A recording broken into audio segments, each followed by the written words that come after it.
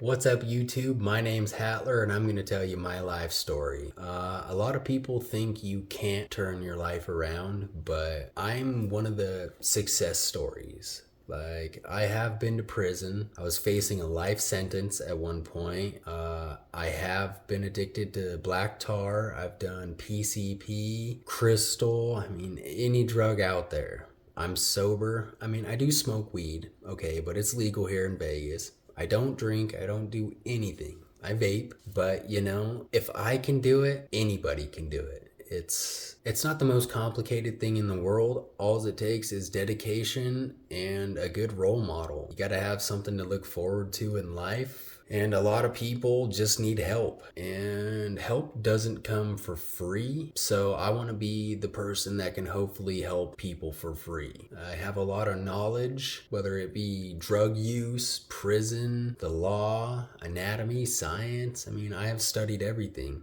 Like I said, I did 4 years in prison, and my friends and family sent me all the same books that Harvard uses, Stanford, MIT.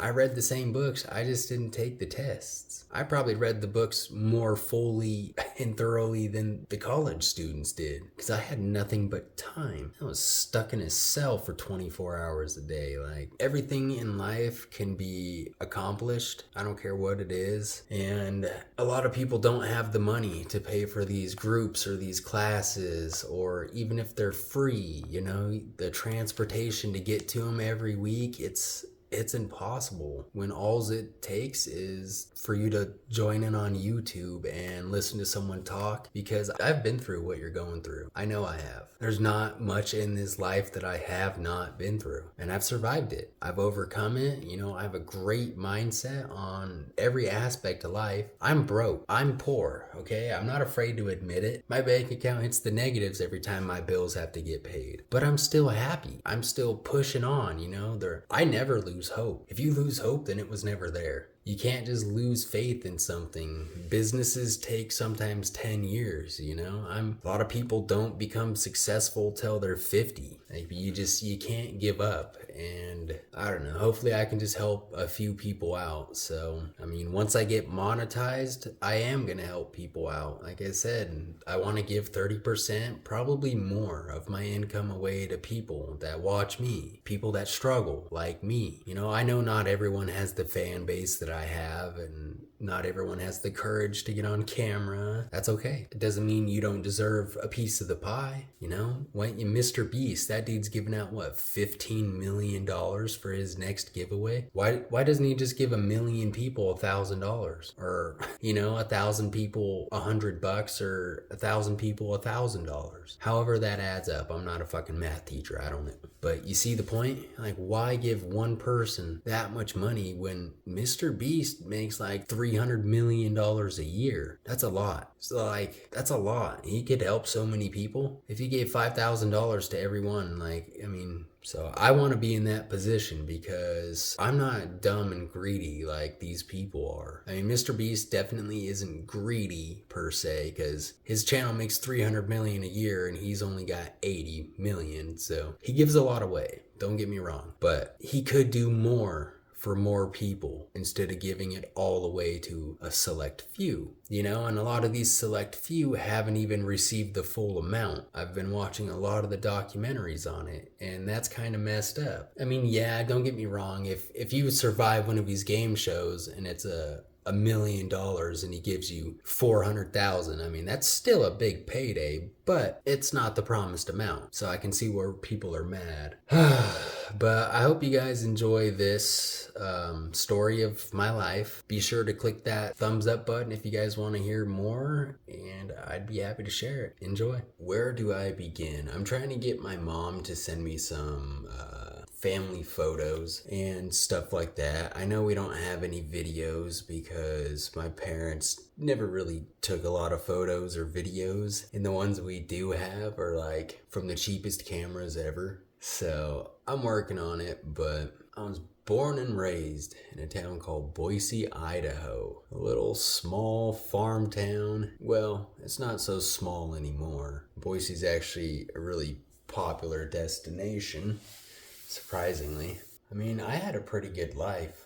honestly a really great childhood. My mom and dad are really amazing people. Maybe they'll let me put their pictures on here. I don't think my dad's got a picture of himself at all.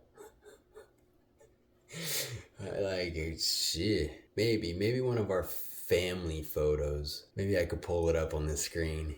Yeah, my parents always treated us really good, even though I was a devil. I talked to my mom a couple days ago, and we were video chatting, and she's like, "Your sister is always saying how her kid is as bad as you," and my mom's like, "How the fuck would you know? You weren't even born yet." I was bad. Yeah, my sister's kid's not even 1/10 as bad as I was. But my mom and dad have always been there to support me. No matter what I wanted to do, honestly, which is how parents should be, but maybe not so supportive. No means no. My parents, they would always tell us no. And we'd be like, yeah, whatever. See ya. You can't tell us no. What are you talking about? We did what we wanted, that's for sure. Let's see. I remember back in elementary school is when I started getting in trouble with like the law. Stealing, which honestly I became a career criminal at, allegedly. I know I've went to prison for burglary, but there's a lot that I didn't get caught for, which I think it's time to tell the story. It's been over 10 years since my arrest. When I was locked up, I wrote apology letters to a lot of the families that I stole from. I know you're thinking, oh, how would you remember that? Just pull up a map of Idaho, I'll point out the houses. Allegedly. So yeah, I've tried to make amends with all the bad that I have done. Drugs are bad, okay. Heroin. Heroin is what brought me down the rabbit hole of no return. And we can get into that later, but elementary school, let's get back to that. So I remember when I was, I don't know, I was probably 6, 7. And I got caught stealing magnets from my teacher. That was fun. My sister was still a toddler at the time, and those little swings that they put the infants in? Well, I started sticking all these cool magnets to it, and my mom's like, "Where'd you get all these magnets from?" I don't know.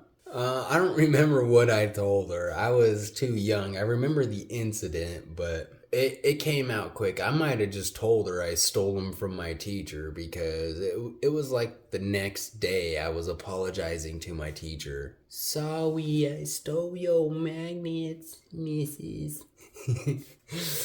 And it didn't stop there. After I knew I could get away with it from like stealing from the school, I tried to steal everything. The next time I got caught, which, I mean, getting caught's really the only times I remember, which comes to show you, if you get in trouble when you're a kid, you do remember those things. Because I don't remember a lot of the times that I didn't get caught, because there was no consequences. Anyway, I stole this stretchy man. It was like a superhero doll, and it was like a sensory toy, and you just like pulled it. It was like a stretch man, and I wanted it. The lady I stole it from, her name was Emily. She might actually watch these videos, I don't know. I know Amber, if you're watching this, thanks for all the support. Yeah, we went to grade school together, me and her. She's still putting up with me. Yeah, I don't think I ever stole from Amber, though. Not that I remember. I don't think so. But Emily's the one I took the doll from. Sorry, Emily. Let's see.